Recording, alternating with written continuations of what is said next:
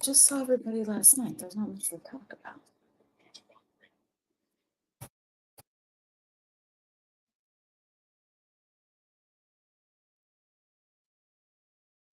Did you see what I showed you?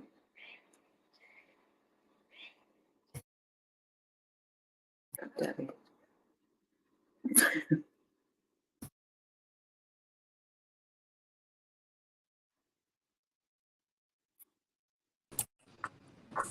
Well,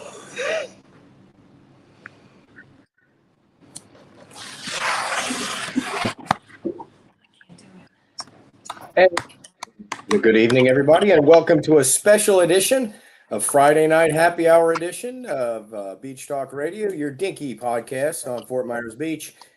And we have a special guest with us tonight. Not only my wife, who is like a political bigwig now after being up on the stage yesterday with all the muckety mucks and sitting in front of or behind Jimmy Patronis and Kevin Guthrie and the Lieutenant Governor. You're such a bigwig now. And me, I'm out with the people in the audience, sweating my you-know-what off. Everybody was sweating yesterday. it was very hot.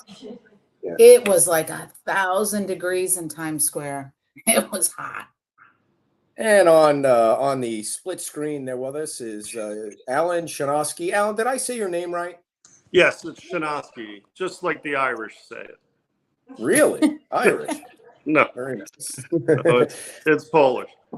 I see. So I like that you got the button-down shirt going there, a little gigolo action like a John Travolta from. Well, I only own one pair. I only own one pair of long pants, and I used them at the Let's Go meeting last week. Oh my God, Alan! She made me put pants on yesterday. I had the nice dress shirt on and a pair of shorts, and she looked at me and went, no, not wearing shorts," which killed me for the rest of the day because I was baking out there. My mother saw the picture that you posted holding the sign where you had shorts and the other tank top on, and at 6 o'clock this morning, which is 4 a.m. out in Utah, she's like, "Please tell me Ed did not wear that all day." No, I didn't. I had to change it. All my clothes were soaking wet from listening to Kevin Guthrie's 2.5 hour monologue yesterday. Yes. Hey, while I'm thinking about it, Kim, just a thank you from all the residents of the beach for that amazing plaque. It was heartfelt and much appreciated.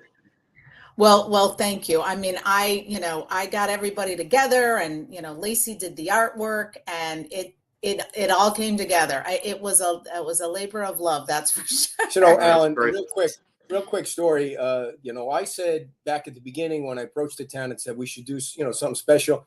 I thought it was going to be like a plaque, like you give away these. Everyone goes to the trophy store and you get one of those bronze plaques. And, I mean, it's just the same old thing. And she was like, no, we have to do something special. So she gets with Lacey and they come up with the dove idea. But it was like agonizing. Dove, weren't they flying doves? What the hell was flying in the sky there? There was the eagle on one side and then seagulls. Pelicans on the other. I thought they were flying. Not knowing what it was going to be, I was just happy it wasn't a bowling trophy. So that's cool. You have a lot of those. No, I don't. It was important to get something that was, beach inspired. It was awesome. Yeah. And yesterday was the first time I saw it too, with all that was going on, which was cool. It was a lot bigger than, I knew what I was ordering, but I just went and got it. I was like, "Oh, maybe I went a little big here," but you can see it. You can definitely see it. It's great. Thank you. So, Alan, for people that might not know that are watching, tell them who you are and what your history is on the beach. Wow, I'm a third generation resident of Fort Myers Beach. My grandparents settled here in the 70s. We've been fortunate enough to have 4 generations of our family fish off of the few iterations that were our pier at Times Square. And my earliest memories are coming across the swing bridge. And the wooden pier at the end of the swing bridge used to connect to Old San Carlos. And at the end of Old San Carlos was what I considered the welcome mat, and that was the fishing pier. When you say a few iterations of the pier, what do you mean? It was originally built in the 1930s. It was rebuilt after being destroyed in the 70s. And then it was rebuilt yet again in 91. It was transferred to concrete in the 70s. and then repaired and rebuilt in the 90s. So what we had before Ian was a pier that was ending its life, coming close to ending its expected life. What was the reason that it was rebuilt in the 90s? Did the storm, a storm come through, or it just there was a storm that I don't remember and I Okay. couldn't find. So it's quite possible it was an unnamed storm. I'm Gotcha. not sure. So maybe one of your listeners can clarify that for me. So you decide, along with your wife and your dog, to take on an assignment of vacationing, I'm guessing, and going up and down the East Coast and visiting every single pier in existence. Yeah, well, there were quite a few. Just one member of the Let's Go Rebuild the Pier committee, we had volunteered to do some site visits. So we spent about a total of 5 to 6 weeks on the road in our camper with our trusty dog Brody, and visited dozens of piers up and down the East Coast of the States as well as the Florida coast. So we could gather information. And what did you find? What kind of information? What were you looking to gather from that trip? Well, it was we were trying to find how other towns did it. Most piers are rebuilt after storms, so that fit. We were looking for new technology. We were looking for many design styles. We were looking for certain aspects of height, column width, span distance, and the people along the way, as I mentioned earlier, were fantastic. We met with many town managers, many directors of operations of towns, many parks directors. Some towns even had pier directors. Wow. And Surfside in particular was a fantastic pier because it wasn't open yet. They've been constructing that pier for 6 years after Hurricane Matthew in 2017, I believe. And it's scheduled to open the end of the year. So while they were putting on ramps and handrails, they actually spent several hours with us reviewing their new pier. So it was. There's been some great people along the way that have been very hospitable and informative. And for those that are watching, we do have pictures that we're going to show you, and you can ask questions along the way if you'd like to. And I know there were we had quite a large audience watching the other night at the Let's Go FMB meeting, and there were some questions that were kind of popping up that you didn't get to that I know you wanted to address. What stuck out to you the most in your travels? I mean, was there one that stuck out, or something that there was one technology that's been adapted almost universally in the past 5 years, but started about 20 years ago, and that's float-away decking. Float-away decking, sometimes in conjunction with breakaway handrails, so that the wave energy of a storm or the rising tide or the flood would actually float the deck away, break the handrails if necessary, but the structure remains. By not having a decking, it reduces wave energy on the pilings, and you're left with a simple repair after a storm. Well, yeah, and the Fort Myers Beach Pier, and I'm no engineer for sure. I mean, the poles, whatever they're called, the pilings are still there, and everything else is gone. So it seems logical that a rebuild on Fort Myers Beach would include that technology because there will be more storms. Correct. And height was a big question. Length was a unique question. We couldn't find a pier built in the past 10 years that didn't utilize float-away decking. Now, one of the things that I did after the meeting was I went running after Dave Harner, because you don't really get many opportunities to interview the county manager about something specific going on Fort Myers Beach. Right. And bless you. And I asked him, what the process was, because it is a Lee County bridge, and at least you guys at Let's Go FMB and hopefully the town council next week, when you present it, we'll move them along a little bit further. But he said they are working on it. But he also said, FEMA's involved, which is for the people on Fort Myers Beach, might as well be saying Beelzebub or something. But so my question, if you know the answer, is FEMA's rule is we'll give you the money for something if you put it back the way it was. So your presentations had nothing to really do with the way it was. So Not necessarily with the way it was, if you replace it exactly the way it was. And I'll give you a few examples. I'll refer back to Surfside, who FEMA's initial response when it comes to piers across the board is always, we don't pay for piers. However, Surfside was able to establish that after Hurricane Sandy in New Jersey, New York, they contributed tens of millions of dollars to rebuild public piers. So when Surfside pointed that out, entirely separate, not part of some bigger package, FEMA ponied up $10 million directly towards their pier replacement. And their budget was $20 million. So FEMA covered half of the construction cost for Surfside. Okay, so you basically have to keep asking and asking and cajoling to see if they'll bring you the money. Correct. And there's several issues with building it back exactly the way it was. There's one small benefit, but many issues. The one benefit would be if it was built to its same width, same length, same height, we could get the bait shack back. But any alteration to those dimensions will necessitate the removal of the bait structure. There's no water-supported businesses allowed above the ocean. And one of the other things Dave Harner did say was that those Lynn Hall Park bathrooms cannot be rebuilt. That building's coming down, and they're going to put trailers in that parking lot for bathrooms moving forward. Correct. The only way you could replace the Lynn Hall restrooms would require a zoning change, some sort of mixed use, and then you need to dry flood protect them. And quite honestly, in our humble opinion, the additional parking is probably a bonus. Well, the county could really, if they wanted to, I mean, I don't know, this might be getting in the weeds too much on the bathrooms because, I need more bathrooms, not less. Well, the county could change its own zoning. The county owns the parking lot and correct. And so how high up would they have to go to rebuild that? Well, height is interesting. The businesses of Times Square, the neighbors to the pier, can be either 19 up to 21 feet above tide. With about 2 to 3 feet of elevation at Times Square already, the pier to line up with the businesses would be 16 feet.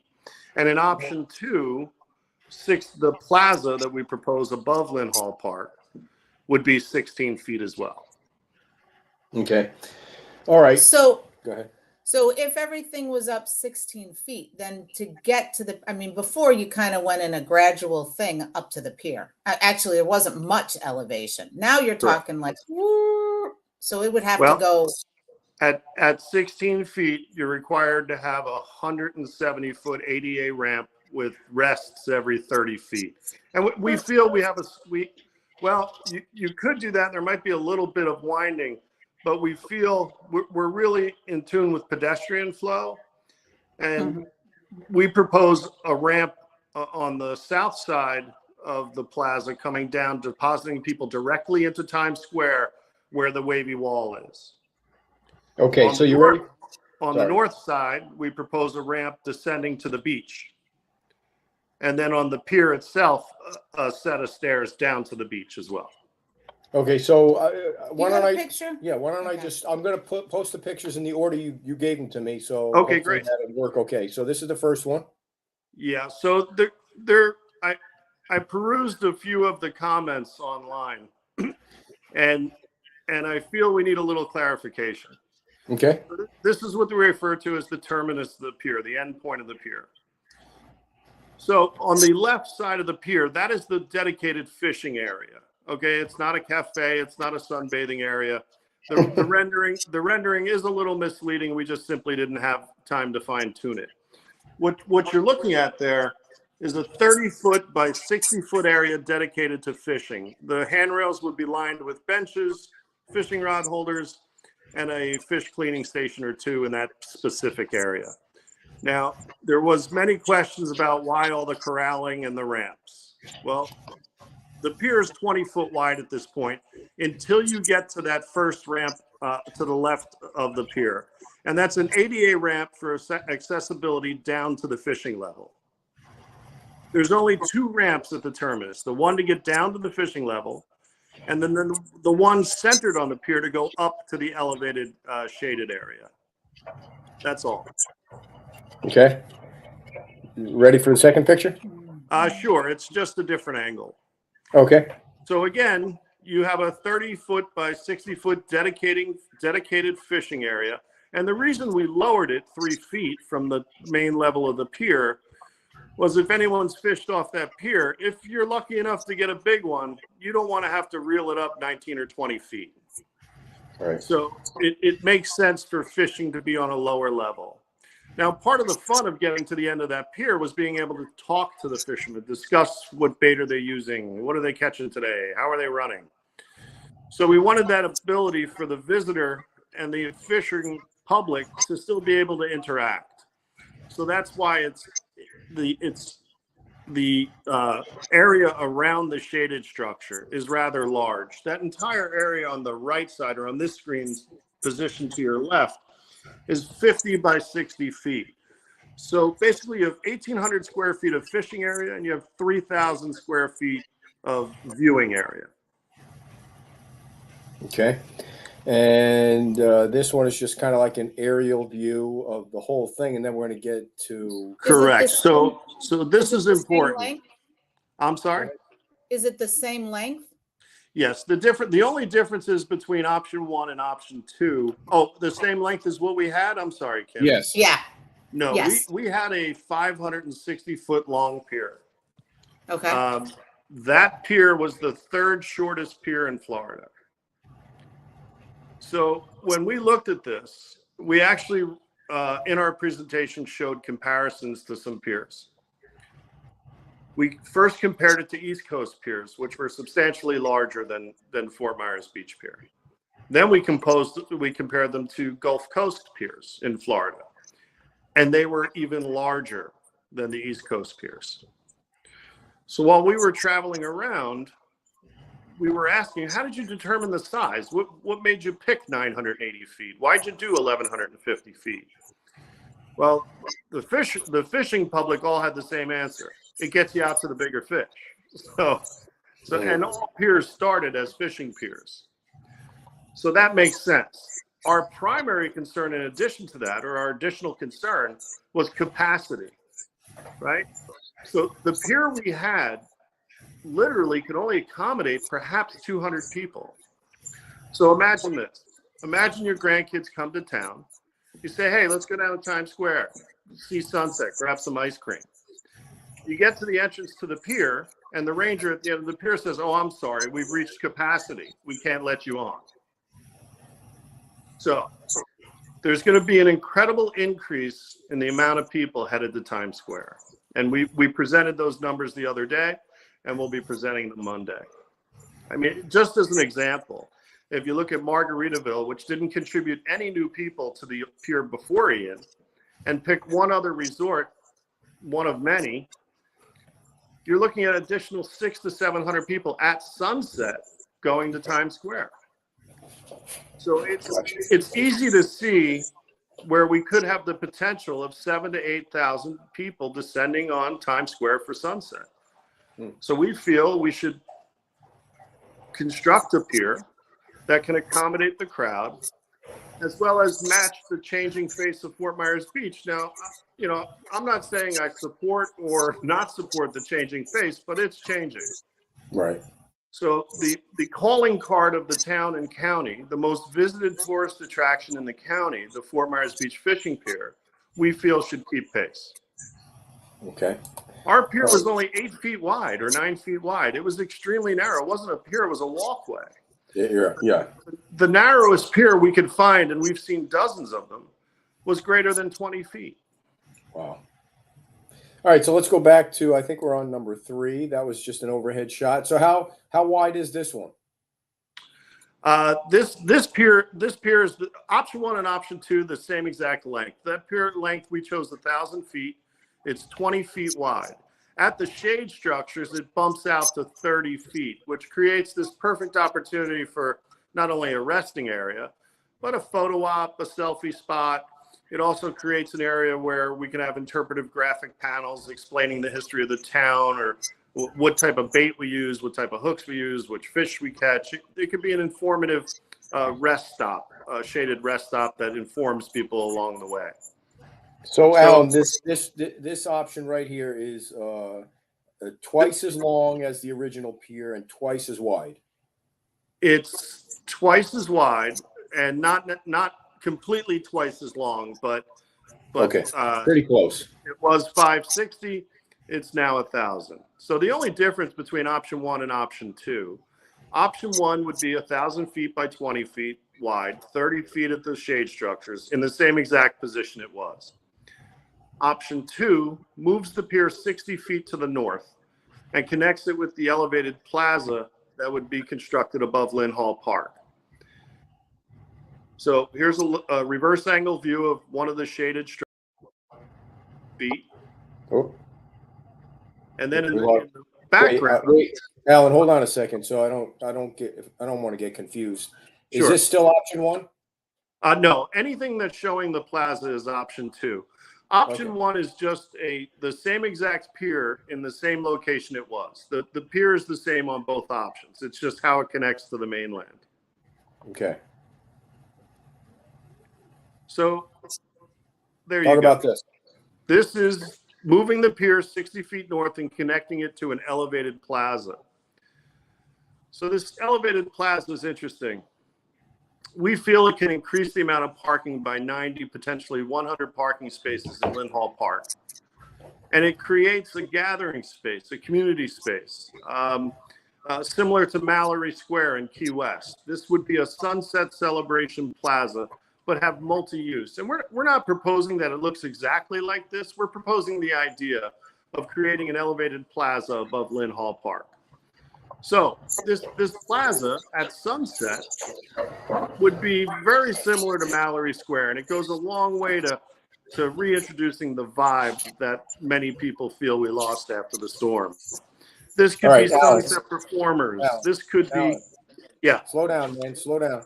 So Sure. I've never been to Mallory Square. So what is that? You have been. You just don't remember. It's in Key West. Oh, sorry. I have been there. I just don't remember. Okay. So At the end of Duval Street, there's a public square called Mallory Square in Key West. The entire town plus visitors gather there for what they call the Sunset Celebration. There's upwards of 40 street performers. There's vendors. It's just a celebration of the day and the beginning of the night. So we felt that with the obvious increase in pedestrian visitors to the Times Square area, we needed a place for them to go.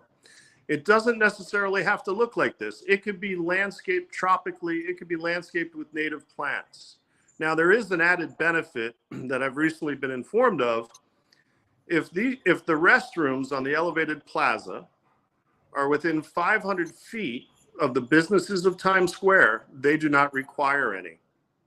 We know that some of the businesses in Times Square are losing square footage due to the coastal construction line. If they didn't have to have men's and women's rooms, but just a small bathroom for employees, that would free up, that would create some additional square footage for them that potentially they're losing.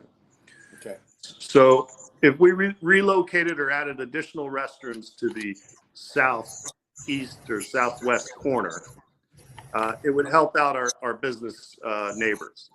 Alan, let me jump in here again.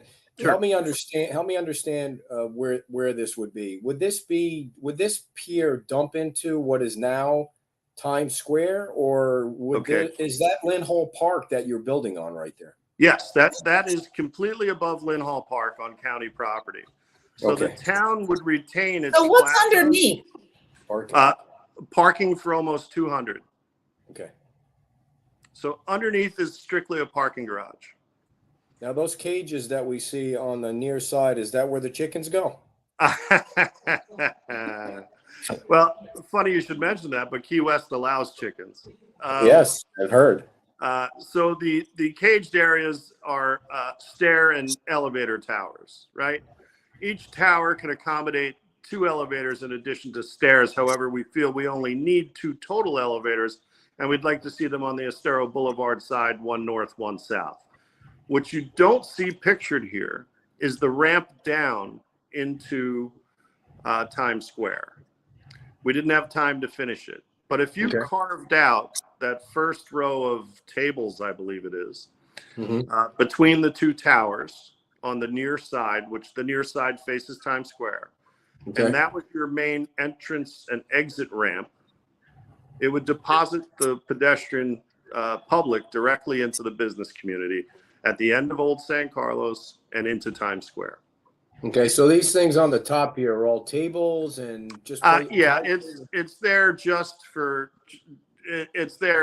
have something up there.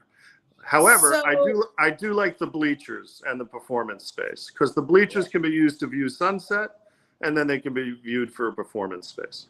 Yeah. So there would be no access to the pier unless you went up. Yeah, either option. Any pier that's created, you're going to have to ramp up to or walk up to. So this is just connected to the elevated plaza. But even if it was in the same exact location it was, that ramp would not only take away the plaza where the wavy wall is, but it would start potentially in the middle of Estero Boulevard. It needs to be that long. Unless you did switchbacks. Yes, or with switchbacks. Right, and if you did switchbacks, you would need both county land and town land. Okay, Alan. And so this one you don't need any. It's all county land. Correct. This one keeps intact all the Fort Myers Beach easements and property. This is solely proposed to be entirely on county property. John's question is accessibility options. Accessibility for who? John, are you asking about handicap accessibility? Maybe is that what? Wheelchair. Yeah, ADA ramps are a big concern, and what creates the length is the 12-to-1 ratio you need. So at 16 feet, we need 169 feet of ramp. It's not imaged here, but it would definitely occur, and that's the ramp that we're talking about depositing people directly into Times Square. There would be an additional one, not as fancy, on the north side as another egress depositing people onto the beach, in addition to stairs only up from the beach to the pier. And then we've already discussed the two ramps at the terminus that are ADA to get handicapped to the shaded area at the end or down to the fishing area. Okay, let me ask Tracy's question. With option one, is that middle section going to have a gift shop or bait shop? I am truly sorry, but the new rules are that there cannot be any businesses that need water above the Gulf of Mexico. Any businesses that need water. Correct. Is that what you're saying? Yes, that's pretty much every business. The only thing that can get water on a pier is a fish cleaning station. Now, there's a lot of rules when building a pier. If there's a fish cleaning station, they don't want you cleaning your fish and throwing the carcass over the edge because they're fearful of birds such as pelicans choking on it. So if you have a fish cleaning station, it needs to have a fish grinder. If you have a fish grinder, it needs to be child safe and child operable. So the fish cleaning stations that we propose for the left side of the terminus of the pier, the fishing area, would have child operable and child safe fish grinders. And Kim, just to give you one more little they also frown against overhead casting. Overhead what? Southwest Florida Wildlife Conservancy insists on not allowing overhead casting. So a neighbor I'm trying not to mention is right now struggling with the idea that they have to create a structure above their fishing area to prevent overhead casting. Overhead casting. Oh, I thought you said passing. So no casting. Yeah. Wait, so what the hell are you talking about? You can't say the name. Now you got me all confused. Who's building what? Don't get into that. Is it a different pier? Do this? Correct. Well, how are you supposed to get it out there? Just drop it down and let the tide take it out? Just drop it down. Correct. Can you do could you do like a side cast? Wait, you could do a side. You could do a Okay. hockey swing. Yeah, I'm good at that. What I want to know is who's the casting police? I mean, do they actually come out there and they blow a whistle and say you're in the casting penalty box? They are afraid that you might snag a pelican. Okay. That does make sense, but it just. Oh, that was a Naples problem, wasn't it? That's why they closed it down for a while. They were having issues with that, weren't they? Correct, and those issues remain. So, I don't know that you're going to know the answer to this, but before Ian, years past, that pier's been there forever before. Were there what was the same rule in place? Were people I hope nobody's listening, but I've casted off that pier many times. And so have there been a lot of injuries or bird? Have you ever hit a pelican? There have, and I don't know the stats, but we know that Crow and some of the other volunteers have been called out there often for bird hooking and bird entanglement. So let me get this right. I get it, but let me get this right. The pelicans are behind you, and so they don't want you doing this with the casting. The pelicans will actually fly at your bait. They want to eat your bait. I see. So I was going to say, if the pelicans are behind you, why can't you just look behind you and make sure there's no pelican there? I mean, I don't know. You just fished with a bobber, none of this shit would happen. you can use a deep sea rod, and most fishermen off the end of a pier may use a deep sea rod. So yeah. So back to the pier.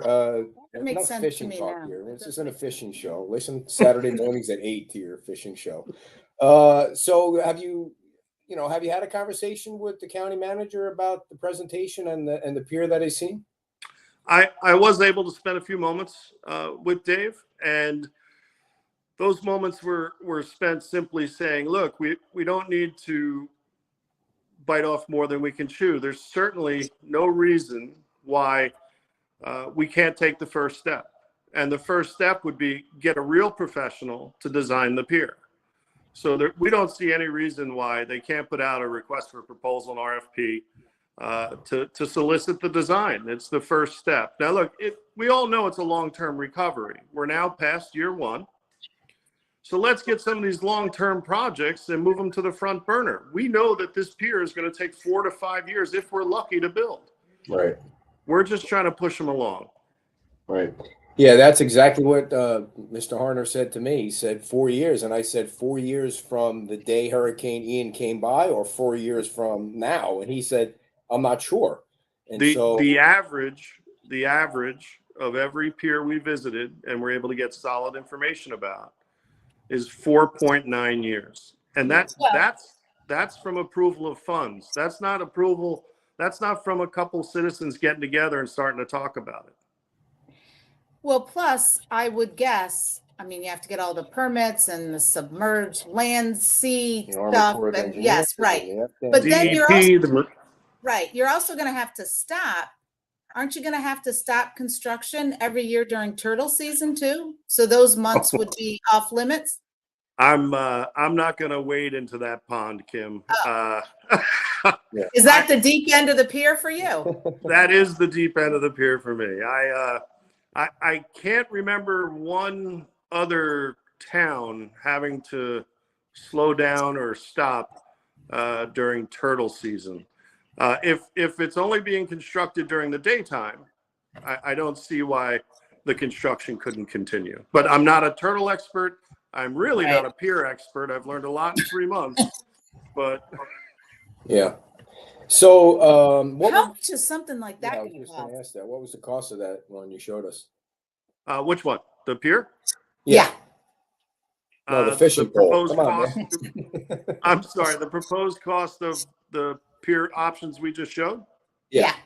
Okay, so option one, which is simply a 1,000-foot pier as rendered, 20-foot wide with 30-foot bump outs in the same location it was, we feel could be done between 18 and 22 million. Okay.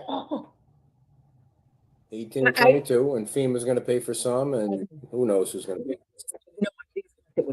What about this little thing?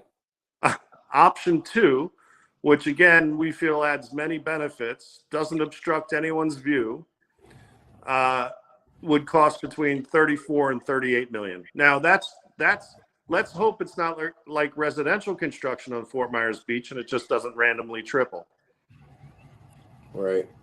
If anybody has any questions before we let Alan go, he's got 10 more minutes and I know he's got to bust out. You can type them in the chat box. Now, Alan, Naples is building a new pier and it does seem like it's going along a little quicker. Is that because they had already planned to replace it? It is owned specifically by the town. No, they did not have plans to replace it. They got moving quickly because there's only one stakeholder, right? The city of Naples. They happen to have a very amazing architect in the city of Naples, who I have to say graciously volunteered to do our renderings, the renderings you've seen tonight. They designed a house for my wife and I. We tried to have built on the island, so I called in a favor. All right. That was very nice of them. Now CJ is yelling at me to ask her question. What will the Estero side look like? Many entrances to keep traffic flowing, question mark. Estero residents, 7-Eleven. Well, there is no 7-Eleven there. Well, right but now. if, right. So I think the last image I showed you is the Estero, sent you is the Estero side. This one or before? But after or before, yeah. Nope. I think it's even deeper in. That's it. I got that's all 5. I'm sorry? That was all 5 that you sent me. Oh, I'm sorry. So the appearance at this point we feel doesn't matter, but what it shows is that it takes potentially 90 to 100 cars off of Estero that are driving around looking for a parking spot, which we feel is pretty substantial. All right, Chris has a question about Times Square. Nice picture there, Chris. Is Times Square able to connect to it? I think you explained the walking down area, right? Walking down, but connecting to it would potentially, I don't want to say possible because there's many issues, right? So the Estero, Times Square is a challenge of itself. The Estero businesses that face Estero, such as the pizzeria and the ice cream location, they're already up and running. Yeah. So they're not going to elevate. So the businesses that were behind them or on the beach, they need to elevate. If they don't work together, each business is going to need a stairs and an elevator. If they work together, they can share such items. So basically, whoever builds first is going to win, in my opinion. Yeah. Because every other business will have to match their height. Somebody was asking, I don't know if you know, how many parking spots did Lynn Hall Park previously hold? You know, there were many things I was trying to brush up on before this meeting tonight. Right. And I think it was, don't quote me on this, but I think it was only 110. Okay. So and we're, and how much would it be now with that plan? At least 200. Okay. Yeah, well, when they knock down the restrooms and clean up that spot, I'm guessing there are going to be more spots because exactly. And if it was laid out more like a parking lot, not a sand lot, it would certainly accommodate quite a few more. Yeah, and by the we way, feel that's substantial, right? When proposed properties are saying, hey, we'll give you 6 more spots, we'll give you 8 more spots, and this goes to the new development, and the town's listening to that, hey, look, we have an opportunity to add up to 100 new spots. Yeah. And I totally lost my train of thought there again. It was a really smart thing that I was going to say too. Well, it's also going to be shaded parking, which helps as well. Yeah. So did we? So cut let me just ask, when you were talking about the money, so Yes. how would that work? Like, who would be chipping in? It would be paid for specifically and entirely by the county. Well, and they go after FEMA funds and they go after other funding. They could go after FEMA funds. Our presentation shows 4 ways that it could be paid for.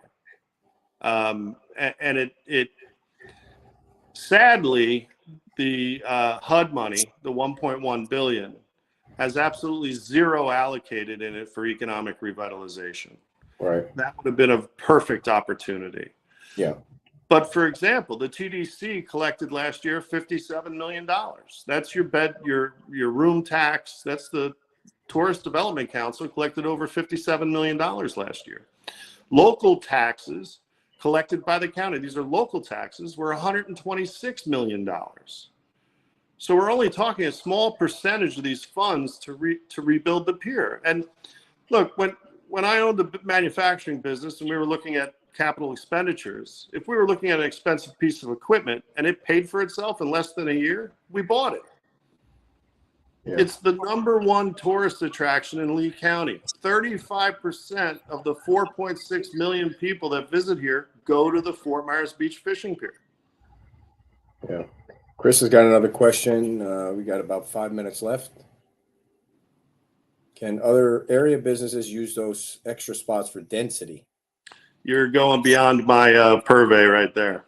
Well, it's county property, so I guess I would doubt that would be the case.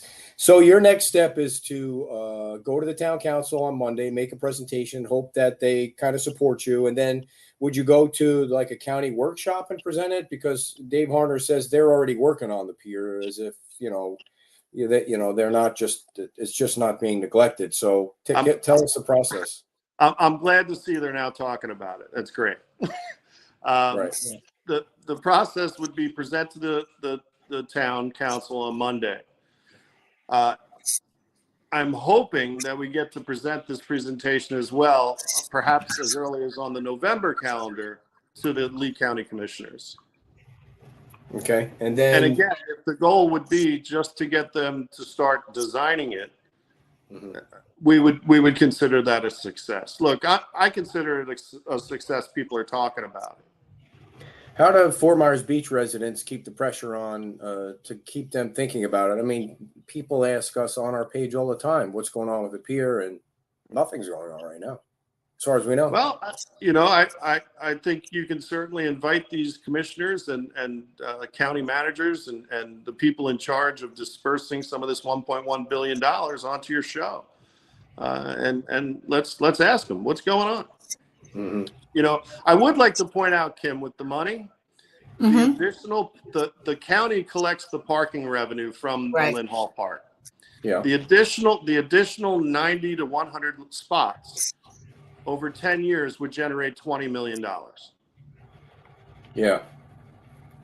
Well, if it's used to its capacity 12 months out of the year, or is that I figured 80% capacity. So 80% capacity, 12 hours a day. Okay. So Studio AD was mentioning the St. Pete Pier, and I've heard many That's other Albert. people. That's not his name. You know, but whatever. It's Albert. Well, props to Albert. He's a great commenter. Yeah. Did you get up to the St. Pete Pier in your travels? I avoided the St. Pete Pier on purpose. Their budget was $100 million. Wow. Okay. They got some moolah up there, huh? They do. They do have moolah, and it's a little circusy. We really didn't want to, all the retail, and we tried to avoid any pier that had a roller coaster or a zip line on it. So well, I guess what I've heard from is the accessibility of it, that it's very accessible to folks who are in wheelchairs. So I don't know. I have not been up there. This pier would probably, out of all the piers we visited, this pier would probably be one of the easiest, most accessible piers we visited. You'll have an elevator option. You'll have several ramp options. And in particular, handicapped or wheelchair-bound visitors will be able to experience the end of the pier like no other that we've seen. Cool. In the shade. So of the 5 council members so far, what has the feedback to you been from them? We've had nothing but positive feedback, and I'm hoping to continue that Monday. There are 2 in particular I haven't heard from, and I'm anxious to get their questions and their comments on Monday. Which ones are those? I haven't had the opportunity to speak with Councilman Veach, and I haven't had the opportunity to speak with Vice Mayor Adderhold. Gotcha. Okay, so anything else you want to make sure we pass along that you want people to know? I want everyone to know that this isn't what's going to be built. I want everyone to know that we're the Rebuild the Pier Committee of Let's Go F&B is a handful of concerned citizens and business owners. We're not engineers. We are not pier designers. We are not architects. We are just a bunch of people that realize the economic importance and the emotional importance of rebuilding this pier. So we're just happy to get people talking about it. Did you actually take your dog on every single pier? Did the Yes, dog go on every Holy Christmas? My poor wife Cindy, a lot of piers don't allow Brody on them, so she had to stay back. So we had to take turns, or Brody had to stay at the entrance with my wife. Okay, so that really the presentation. Now you're going to bring the right computer to the presentation on Monday, because the little behind the scenes baseball about the meeting last week was something was up with the computer. It must be all this Mac crap that you're going around with, and up to the last minute, everybody was running around town trying to find the right HDMI things, and I was like, I feel your pain on Saturday mornings when they have work. As a Mac fan, I'll say it wasn't a computer issue; it was a wire issue. But I see. But don't worry, we'll be able to rely on the Fort Myers Beach AV people like we always have. Yeah, that's great. Yeah. So I don't know if you want to, but Councilman King has asked if you want to share your information, if people want to follow up with you with questions or please get pictures of your dog. I don't know what. Please, I would encourage anybody to reach out. And by email would be what? My complete name, Alan Shanosky, ALLEN, SHANOSKY. You didn't even tell me I spelled it wrong. All right, don't go by his name on the screen there. So I spelled it wrong. It's ANOSKY. Correct. And it's AlanShanosky@gmail.com. Correct. And and it is the happy hour show, and it is my birthday, so I am about to have a drink. Hey. How old are you? I'll only say my earliest remembrances are coming across the swing bridge. Thanks a lot, Alan. Have a great birthday. Thank you. Right. Take care. Birthday. All right, Alan Shanosky, everybody. Please send him an email if you have questions. Man, they did a lot of work on that, the presentation, and that's a Taj Mahal of a pier right there, 1,000 feet long. 560 feet is what the pier was, and he said it was like the third shortest pier in all of Florida, which was, I mean, it was definitely kind of narrow. Like if you're on a bike, you can hardly get by somebody walking by the other way. So I did want to say a couple of quick things. Thank you to Geraldine, who sent us 20 coffees before the show, and Deb, who sent us 10 coffees right before the show. So we always appreciate that. And I also wanted to know why you called me Skippy before the show, because I wear the same sweatshirt and hat before every show, and now it's the Skippy thing. Like you just look all newsy, reportery. Like you should have your little Skippy. Like a pen and a little notebook up in your hat, like ready to go. And it's totally, I mean, a good thing I have a thick skin, because King said the first thing he said was, your gray facial hair is popping against your sunburned face. Well, if all of you muckety mucks sitting up there didn't make me sit in the sun for 90 minutes, you and your political friends, I wouldn't have. Did you see me trying to save the computer? I was trying to cover the computer. And here's the thing.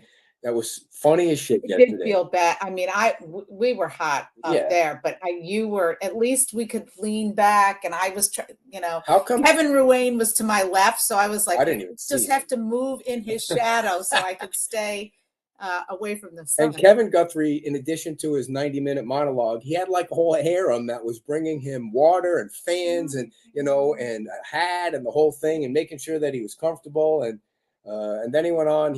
I think he thanked everybody in the entire state except for 3 employees while he was up there. So, and the only other thing was, good ones, BJ. Why? Not sure if you have thick skin. Oh, I know. I was just joking. But so you were crying. I'm sitting there, listening. This is during Guthrie's monologue, and I get my phone. You text me like from the back row. Now you're. I know you can't keep your eyes off me because I'm so stunning. To everybody's, I think I sent 2 text messages. I was very aware of being respectful and attending to everybody's thing. That Yeah. one, even for me, I'm always trying to be pretty nice, but even for me, that it went on a little bit. So I was worried, like, what about the clock? And I was Yeah. worried about that. I got a text from her and she says, change your face. And I'm like, what was that? Well, I was just sitting there listening to him, but Your resting face is not a happy face. And so when you're like, what the hell does that mean? you're like this, and I'm like, okay, people can see you. It's obvious you're like, So you need to be a fake person. And I mean, I should have went like this. Holy shit. Is he ever going to end this thing? oh, stop. So the thing with he had 5, he wanted to thank 5 divisions, which was fine. He named all the divisions, and then he went back to each division and he went into like paragraphs of thank yous from each division. And I was like, no way. He's only on the 2nd division. There's 3 more to go. So, and I know Kevin Guthrie has helped the Fort Myers Beach. I mean, every time the town calls him, he helps. But read the room this time. I mean, people were sweating out there, and it was a long event. And then the poor people in Times Square. Does this town have some fans that they could bring down there? And then the poor people in Times Square, because we said to them, it's 10:30-ish, because you never know when the muckety mucks are up there, how long they're going to take. And then when I saw there were 20 chairs up there, we were like, oh shit, the Times Square thing is not going off at 10:30. And everybody was sweating out there waiting at 10:30. And I don't even know what time it went off. Well, I took a video of it, but people were getting very, some of them were getting very upset. It was funny that Dan was out there, or they were all out there, and that the crowd starts going 3. And they weren't even close to ready to take the thing off. Getting close. They were trying to wait for one more person to come. Yeah, the lieutenant governor. But she off. I'm sure she's busy. And she was probably heading home. And they called her back. But I mean, people were really hot in more ways than one. Like I told you, I had to run to the bathroom and get in the air conditioning because the phone was about ready to catch on fire. All right, everybody, we'll let you go. I'm sure you're sick of us. We were on yesterday. We're on tonight. We're going to be on tomorrow. And speaking of tomorrow, before we go, David Cesario is our first guest. He is the general manager of Margaritaville. And you heard Dan, the mayor, announce yesterday that they're taking reservations for Christmas, the day after Christmas, the 26th. So we'll talk to him about everything that's going on at Margaritaville. And that's at 11 o'clock.